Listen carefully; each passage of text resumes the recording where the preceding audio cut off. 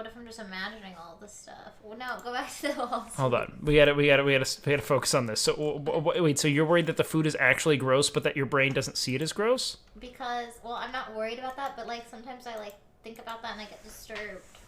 But that's like. But why? Because like all we have is what we're processing. Because then I start thinking about like all of this other stuff around me, and I'm like, what if? So have you ever traveled and like eaten like a delicate? Yeah, I'm just kidding. No, I don't do that at all. So, you know when you, like, have, like, a delicacy of, like, a country that has, like, a remarkably different palate, and you're like, oh, wow, this is unique, you know? That is your brain thinking that something's gross. That's it. It's just your brain processing it, but then someone else's brain is processing it as tasty, right? So, like, the idea is that all we kind of are like, our set of, like, yeah, that's how what it is I we're don't perceiving like. I don't things. like that stuff. You want it to be, I need more rules! Well, no, I don't like the fact that we're just, like, humans in that way, but like I don't like the idea. I guess I'm fine with it, but like if I was to really think about it, I guess sometimes it disturbs me to think about like think about how weird all of this is. Like the subjectivity of it. You know, there's like no like definitive perspective to have, and that you could actually be this like weird blobfish, and I have no clue because I perceive you as human, and but you could be perceiving me as a blobfish, but because I see you as human, and what I've always seen you as, it's even like if you're a Matrix. blobfish. I just don't like it. It just makes me feel like. Well, yeah, it's this idea that all we have is like what we're like assimilating via our sensory about, okay, inputs, right? In my darkest moment. This isn't my darkest moment. Okay, like, let's go. Let's get in. In my parts of like where I'm kind of disassociated, I think like, well, I've got like pop music in my ear. No, that's good. That's part of the simulation. Okay. This is we're indoctrinating you right now. Okay, so like what happens a lot of the time is that like I think that like I'm alone and this is all just like in my head, and like for all I know I could just be in like a room and I'm just like eating sludge. And I'm just imagining this stuff because I would raise a question then. Or I'm like the like just like, or it's like an actual simulation, or like I always feel like people are watching me, and I feel like I'm like in a show. The Truman Show. Like and the you have Truman to perform. Show. It probably doesn't help that you then made that your career, was having people watch you as you lived your life. Yeah, I feel like people are like, I do feel like people are real. It has probably to do with the cameras as Fan rigs up and. Maybe, says we're watching you do your chores. What it actually has a lot to do with also is the fact that like sometimes I'll be thinking about something and then something will happen like, oh my fucking god, Wake, literally the other day I was in chat and I was like reading chat. I was reading someone's chat. It wasn't my chat.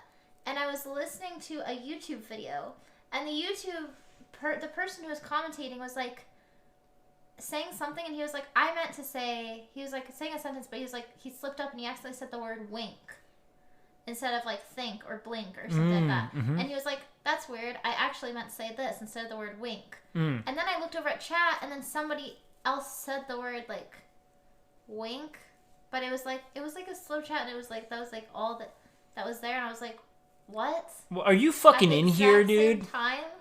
I was like, this is so weird. And the $5 things, you need to touch grass again. But that happens all the time. There's like the serendipity of it? All the time.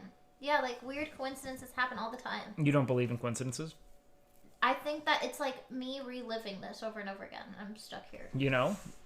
Nietzsche's got some good bits on that. Yeah, I don't. You ever talked about Nietzsche's concept of the eternal recurrence?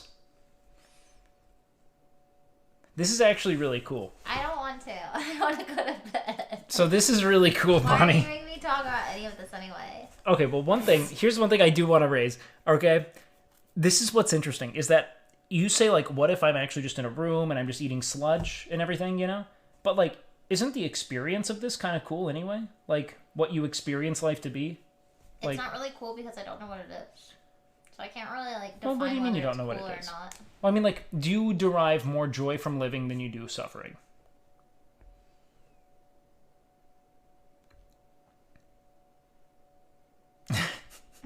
Monkus, man.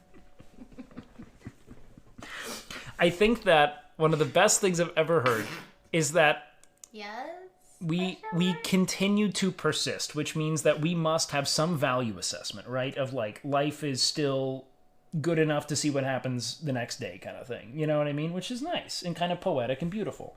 Like, there's enough good to where we continue to go to sleep and wake up. No, we don't do that. I literally, like, can't die because I have family. I'm literally stuck here. I mean, all my family died. Yeah. So that's... They didn't stop. So you've chosen to be here. But also you have friends now that really care about you. Like, you do too. Pretty broken up. You do too. Yeah, so like... In the same environment. Same friends. Yeah. So, but and beyond also, that, if I did end up in that situation, also, Yeah. that's like really bad. Like, religiously, it's like a big no-no. Yeah. If religion actually exists. Were you raised very religious? Mm-hmm. Do you grapple with it? I do jujitsu, yeah. That helps. I actually judo flip. All of my religious repression. Great song for this combo. I don't even know what's playing. Thong Song by Cisco.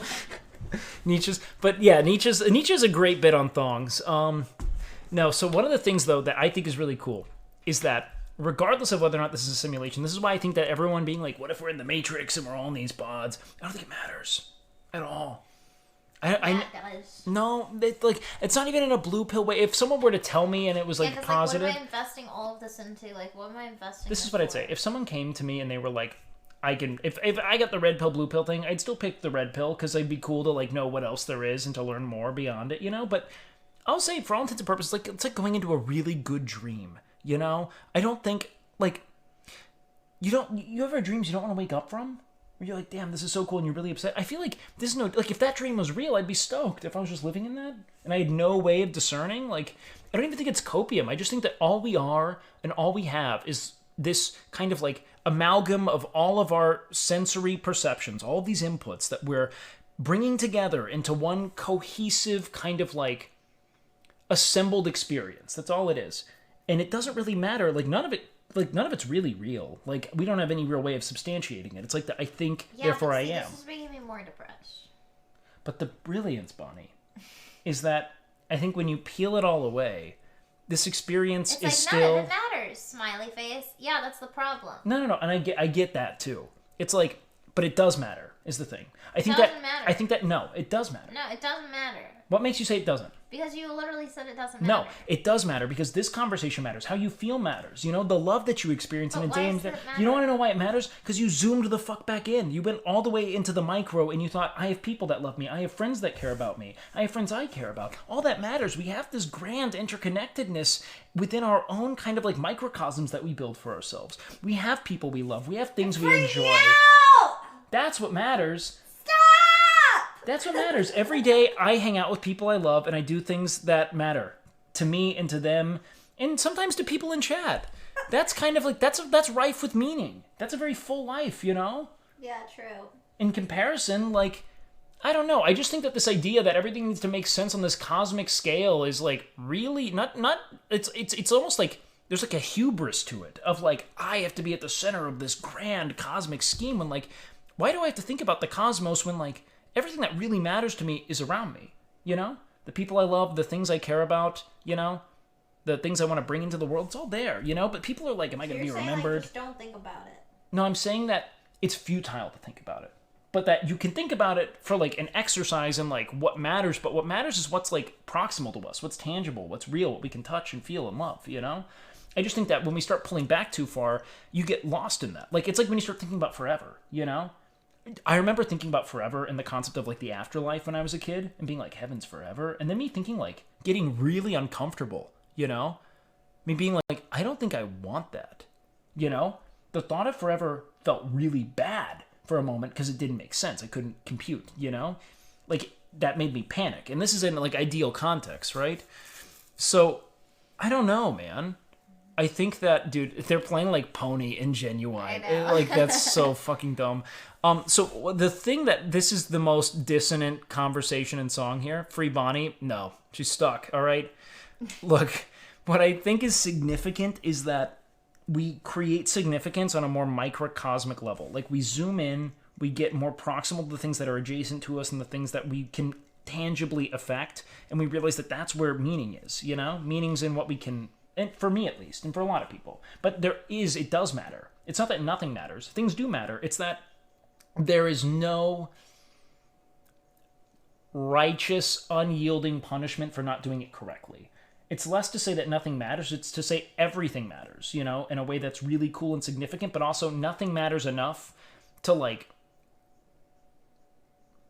be irreparable, so to speak. There's nothing that can't be, like, fixed or addressed or overcome. It's like, things do matter. Everything really does matter. Your actions matter, but they're also, at the same time, not going to have this, like, eternal stain on your being, Don't be sad.